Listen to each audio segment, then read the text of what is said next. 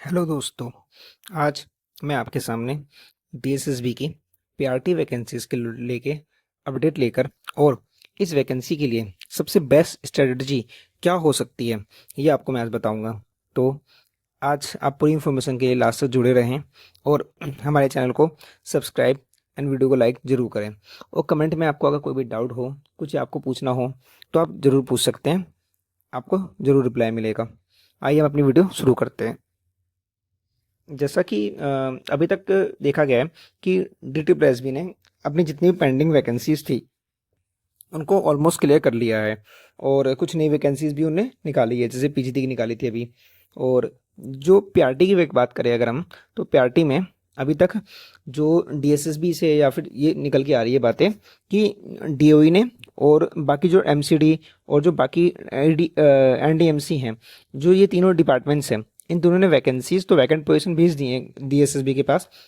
और डीएसएसबी ने इस पे अपना काम भी शुरू कर दिया है डीएसएसबी की पीआरटी प्राइमरी टीचर की वैकेंसीज को लेकर। और ये उम्मीद लगाई जा सकती है कि 1.5 से 2 महीने में, यानी आपका सितंबर या अक्टूबर तक आपको इस वैकेंसी में वैकेंसी देखने को मिल सकती है। और एग्ज़ाम आपका फरवरी के बाद ही होने की उम्मीद है। ठीक है, अब देखिए, ये तो हो गई वैकेंसी की बात। अब इसके लिए सबसे बेस्ट स्ट्रेटजी क्या हो सकती है इसकी तैयारी करने की? क्यों? क्योंकि डीएसएसबी की एक ऐसी वैकेंसी है जिसमें सिर्फ आपका हार्डवर्क काम नहीं आएगा, आपको हार्डवर्क के साथ साथ स्मार्ट वर्क भी करना पड़ेगा। ठीक है, क्योंकि डीएसएसबी में आपको एग्जाम क्वेश्चंस जो होते हैं वो सिलेबस कोई फिक्स नहीं है, क्वेश्चंस कहीं से भी पूछ लिए जाते हैं और आपको टाइम भी बहुत कम मिलता है। तो आइए हम आगे देखते हैं इसमें।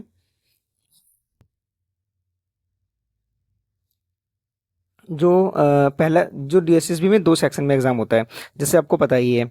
सेक्शन ए जिसमें आपका 100 नंबर का होता है और इसमें आपका सबसे जनरल अवेयरनेस आती है, यानी जिसे जीएस या जीके भी कहते हैं। इसके लिए आप सबसे बेस्ट तरीका क्या है पढ़ने का, कि आप एनसीईआरटीज को 6 से लेके 10th की उसको एक बार अच्छे से पढ़ लें और उनके रफली नोट्स बना लें। ठीक है, उसके बाद आप इसमें क्या कर सकते हैं, जो लूसेंट जीएस की लूसेंट आती है उसको ले लें। उससे आपको रिवीजन भी करने में इजी रहेगा और कुछ पॉइंट्स जो ज़्यादा अच्छे से उसमें समझाए गए हैं या फिर आपको उसमें की पॉइंट्स दिए गए हैं जिसमें आपको याद करने में इजी रहेगा। क्योंकि एनसीईआरटी की बुकों में क्या है कि उन्होंने बहुत लेंथी चैप्टर्स बना रखे हैं, पूरी स्टोरी दे रखी है। ठीक है, अब उन स्टोरीज में से अपने काम की चीज़ें निकालना थोड़ा सा मुश्किल हो जाता है, कई बार हम निकाल पाते हैं, कई बार नहीं निकाल पाते हैं।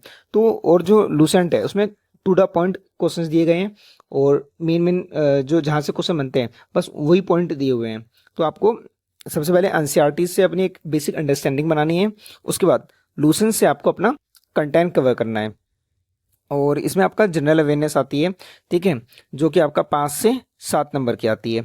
इसके लिए आप जनरली एग्जाम होने से 6 महीने पहले कहीं से भी एक अपना जनरल अवेयरनेस पढ़ सकते हैं, या एक बुक आती है स्पीडी की, 1 साल की भी उसमें करंट अफेयर होती है और 6 महीने की भी करंट अफेयर होती है और हर महीने की भी आती है, तो आप वो भी ले सकते हैं।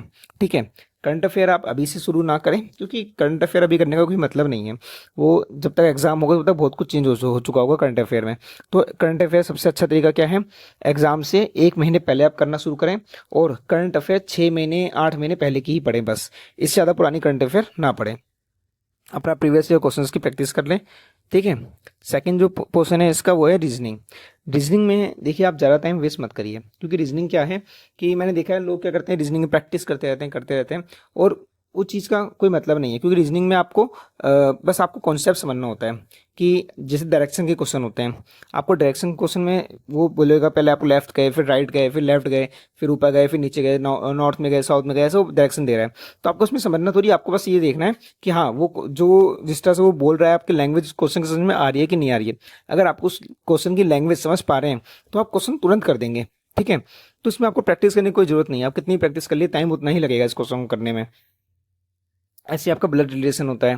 ठीक है, और जो चेयर वाला होता है कि सर्कल में चेयर है, उसमें ये इसके लेफ्ट में है, ये उसके राइट में है ना। या फिर जो घड़ी के क्वेश्चन होते हैं, इन सब में आपको प्रैक्टिस करने की ज़्यादा जरूरत नहीं है, बस हाँ बेसिक जो उसका कॉन्सेप्ट है वो आपको अच्छे से समझना है। जितने अच्छे से आप इसके बेसिक कॉन्सेप्ट को समझ लेंगे उतने अच्छे से आप उस पेपर में कर पाएंगे। आप उसकी कितनी प्रैक्टिस करते रहिए, बेनिफिट है, पर उसका कोई आपको टाइम वेस्ट हो रहा है उसमें, क्योंकि टाइम आपको उतना ही लगेगा उन क्वेश्चंस को करने में नॉर्मली। तो हाँ, ये है कि जैसे कुछ रीजनिंग के ऐसे क्वेश्चन होते हैं जिनमें आपको पैटर्न वाले क्वेश्चन होते हैं, जिसमें आपका ए के बाद फिर बी के बाद फिर जैसे ई डी दे दिया, जो ऐसे क्वेश्चन होते हैं इनमें आपको प्रैक्टिस चाहिए, क्योंकि इनमें कुछ भी बन सकता है। पर इसमें भी आप देखिए, आप मान लो 50 तरह के तरीके के क्वेश्चन इसमें करके गए और आपको 91 तरीके का या किसी और तरीके का क्वेश्चन आ गया, तो आपके वो पूरी मेहनत बेकार गई। तो इसलिए रीजनिंग में थोड़ा सा स्मार्ट वर्क करें। आप देखें कि किस टॉपिक को आपको कितना टाइम देना है, इस चीज़ को जरूर समझें। ऐसा नहीं कि आप रीजनिंग में लगे पड़े हैं, वो मेहनत कर रहे हैं, ठीक है। थोड़ा सा रीजनिंग को स्मार्ट वर्क से करें, ये सबसे अच्छी, सबसे इंपॉर्टेंट चीज़ है। अगला है आपका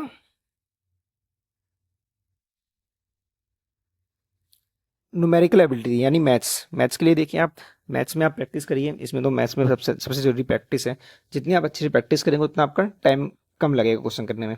और डीएसएसबी में सबसे जरूरी टाइम मैनेजमेंट ही है आपको, क्योंकि एक क्वेश्चन करने के लिए 30 सेकेंड्स मिलते हैं बस। तो सबसे ज़रूरी क्या है कि आप इसको प्रैक्टिस करें अच्छे से, कॉन्सेप्ट को पहले अच्छे से समझें। इसके लिए आप यूट्यूब पे जय सर हैं मैथ्स के, वहाँ से आप देख सकते हैं, या फिर आपको कहीं और से जहाँ से भी आपको सबसे मैथ समझ में आ रही है जिनकी, वहाँ से कर सकते हैं। प्रैक्टिस करिए, प्रीवियस ईयर क्वेश्चन सॉल्व करिए और टेस्ट दीजिए। मैथ में आपको जितनी प्रैक्टिस करेंगे उतना फ़ायदा है, रीजनिंग में ऐसा नहीं है, ठीक है। अब बात करते हैं हिंदी ग्रामर की। हिंदी ग्रामर के लिए आप तो राजस्थान बोर्ड की ग्रामर की बुक ले सकते हैं, उसमें आपको बहुत अच्छे से कॉन्सेप्ट को समझाया गया है, बहुत डीप नॉलेज दी गई है, तो उनकी ग्रामर की बुक अच्छी है, ठीक है। दूसरा, लूसेंट से कर सकते हैं आप हिंदी, ठीक है। तीसरा, आप राहुल सर हैं और यूट्यूब पे आपको वो, उनकी हिंदी अच्छी है, उन्होंने भी कॉन्सेप्ट को बहुत अच्छे से समझाया है, इजी वे में उन्होंने समझाया है, टिप्स ट्रिक्स दी है उन्होंने चीज़ों को करने की, तो वहाँ से आपको हेल्प मिल सकती है। अगला है आपका इंग्लिश। इंग्लिश के लिए आप कैसे कर सकते हैं, नीतू सिंह मैम की बुक है, उनसे पढ़ सकते हैं। नीतू मैम के कोर्स ले सकते हैं या फिर उनके लेक्चर्स देख सकते हैं, ठीक है। इंग्लिश में भी आपको प्रैक्टिस बहुत करनी पड़ेगी, तभी आपको इन क्वेश्चंस को करने में वहाँ पे हेल्प मिलेगी, ठीक है। तो जैसे इंग्लिश हो गया और मैथ हो गई, इनमें आपको प्रैक्टिस ज़्यादा करनी है। और हिंदी हो गई, रीजनिंग हो गई, इनमें आपको बस एक बार याद करना है, फिर आपको रिवीजन करनी है, ठीक है। अगला देखते हैं। अगला है आपका जो 100 नंबर की साइकोलॉजी, ठीक है। ये अलग पूरा एक सेशन आता है 100 नंबर का। इसके लिए अब देखिए, इसको करना बहुत ज़रूरी है। अगर आप एक बार इसकी स्ट्रेटजी समझ गए या आपको इसमें आपकी पकड़ बन गई, तो आपने डीएसएसबी का 70% पेपर वैसे ही क्लियर कर लिया। क्यों? क्योंकि 100 मार्क्स का ये पेपर होता है और इसमें क्वेश्चंस बहुत घुमा के आते हैं। कई बार बच्चे गलत करते हैं इसमें, उसके बहुत कम नंबर भी लाते हैं, और कुछ बच्चे ऐसे भी हैं जो 100 में से इसमें 90 नंबर भी लाते हैं। मेरे खुद के 89 नंबर थे, ठीक है। तो हम देखते हैं इसमें कैसे कर सकते हैं। सबसे पहले आप क्लास 11-12 की साइकोलॉजी की बुक बहुत अच्छे से पढ़ लीजिए, उसमें जितने भी चैप्टर्स हैं, उससे आपको एक अंडरस्टैंडिंग बनना शुरू हो जाएगी, कॉन्सेप्ट क्लियर होना शुरू हो जाएंगे, ठीक है। ये सब चीज़ें हैं ना, आपको सीटेट में भी काम आएगी। अगर किसी का सीटेट के पेपर में साइकोलॉजी का आता है जो पोर्सन, वो भी आपको हेल्प करेगा इसमें। तो 11-12 की आप साइकोलॉजी पढ़िए बहुत अच्छे से। उसके बाद एनएवीएस की 10 बुकें हैं, उनको आप अच्छे से ख़त्म करिए, ठीक है। अब जब आप पढ़ेंगे तो उसके साथ साथ आपको नोट्स भी बनाने हैं, सबसे ज़रूरी है। जो भी आप पढ़ रहे हैं आप उसके नोट्स बनाइए, जो भी उसमें फैक्ट्स दे रखे हैं उसके नोट्स पे लिखिए, ठीक है। दीपक शर्मा की एक बुक है साइकोलॉजी की, वो भी आप देख सकते हैं, वो भी अच्छी बुक है, ठीक है। अब जब आपने 11-12 की साइकोलॉजी कर ली, एनएवीएस कर लिया, आज वैसे कोई एक हेल्प बुक कर ली, ठीक है, जैसे दीपक शर्मा की, आपने चीज़ों को बहुत अच्छे से समझ लिया। अब आपकी इतनी अंडरस्टैंडिंग बन गई है कि आप अगर आप पेपर में बैठोगे तो आप 60-70 क्वेश्चन आराम से कर लोगे। आप देखिए, आपको इसमें और अच्छे से कैसे पॉलिशिंग करनी है, आपको और नंबर कैसे लाने हैं, आप इसमें प्रीवियस ईयर सॉल्व करिए, ठीक है। आपको जैसे कोई नया क्वेश्चन मिलता है या कुछ ऐसा मिलता है जो आपने पहले नहीं पढ़ा, तो आप उसको दोबारा सर्च करिए, टॉपिक के बारे में जो भी आपको इन्फॉर्मेशन मिले, अपने जो आपने नोट्स बनाए हैं उसमें आप ऐड कर लीजिए, और साथ में उसको भी आप अच्छे से कवर कर लीजिए, है ना। या फिर आप प्रीवियस ईयर क्वेश्चन सॉल्व कर रहे हैं, टेस्ट सीरीज कहीं से भी सॉल्व कर रहे हैं, ऑनलाइन कोई भी प्रैक्टिस कर रहे हैं, आप इसमें प्रैक्टिस जरूर करिए। आपको कुछ ना कुछ हर बार नया कॉन्सेप्ट मिलेगा, ठीक है। जैसे आपको कुछ नया कॉन्सेप्ट मिले, आप तुरंत उसको अपने नोट्स में लिखिए और उसको क्लियर करिए, उसको आप याद कर लीजिए, ठीक है। अगर आप इस तरह से साइकोलॉजी करोगे तो आपकी 100% साइकोलॉजी कवर हो जाएगी, क्योंकि आपने 11-12 की साइकोलॉजी कर ली, एनएवीएस की कर ली, और आपने हेल्प बुक से भी जो एक्स्ट्रा कुछ होता है उसमें दे रखा है उन्होंने वो भी कर लिया। आपने जो क्वेश्चंस होते हैं वहाँ में भी आपने प्रैक्टिस करी, एक तो प्रैक्टिस भी हुई आपके साथ, ऊपर से नए कॉन्सेप्ट जो आपने नहीं आपके रह गए थे बाई चांस इन बुकों से, उसमें से आपने कवर कर लिए। तो अगर आपको साइकोलॉजी में मास्टर करनी है तो आपको नोट्स बनाने होंगे, और जिस तरीके से मैंने बताया उस तरीके से करेंगे आपको बहुत ज़्यादा हेल्प मिलेगी। ठीक है, बाकी हम अपनी इस चैनल पे आगे वीडियोस देखेंगे, उसमें हम आपको जो एनएमएस की बुकें हैं वो भी सारी 10 बुकें हैं, उनमें जितने भी कॉन्सेप्ट हैं वो सब कवर कराएंगे अपनी वीडियोस में।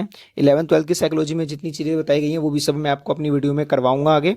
और एनएमएस हो गया आपका, और हेल्प बुक हो गए, और जितने भी एक्स्ट्रा क्वेश्चंस जो बनते हैं वो भी करवाऊंगा। ठीक है, तो अगर आप मेरे साथ बने रहते हैं तो भी आपको साइकोलॉजी की बहुत अच्छी नॉलेज बन जाएगी, हो जाएगी। और आप हमारी सारी वीडियोस से जुड़े रहें, आपको आगे अच्छी अच्छी वीडियोस मिलेंगी, ऐसी वीडियोस मिलेंगी, ऐसे टॉपिक्स मिलेंगे जिनमें डीएसएसबी में क्वेश्चन पूछे गए हैं और आपने उन टॉपिक्स को पहले कभी कहीं और नहीं पढ़ा होगा, कहीं और नहीं सुना होगा। जैसे कि आप कई बार क्वेश्चन आता है डीएसएस में 4A's 4R, ठीक है, 3C, है ना, ऐसे करके जो क्वेश्चन आते हैं, तो ये सब क्वेश्चन कहाँ से बन रहे हैं, किस तरह से आए हैं, ये भी हम आपको बताएंगे और इन सबको आपको क्लियर करवाएंगे। तो आप मेरे साथ जुड़े रहें, नोट्स ज़रूर बनाएं, नोट्स बनाना सबसे ज़रूरी है इन चीज़ों में। ठीक है, और चैनल को सब्सक्राइब एंड लाइक ज़रूर करें। धन्यवाद। अब आगे मिलते हैं हम अपनी नेक्स्ट वीडियो में।